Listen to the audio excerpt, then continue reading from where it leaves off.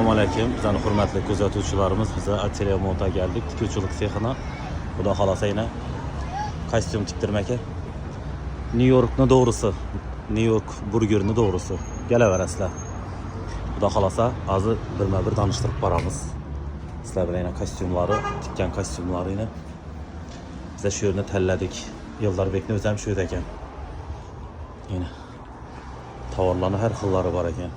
Assalomu alaykum Yıldarbek. Yaxshimisiz? Amasa geldingizmi? Amasa o'tiribmisiz?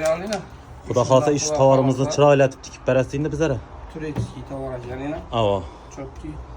Shundan cho'tkatib bir kostyum chiqarib berasiz, xudo xolasa. Hozir keyin avo. Xudo xolasa kelaverasizlar shu yerga. Hurmatli podpisчикларimiz. Atelier Mont, xudo xolasa Eldarbek xizmatda. Cho'tkatib chiqarib beradilar, ko'ngilingizga. Materiallarimiz ham boyina kelaverasizlar. Kataloglarimiz bor, chotki. İtalya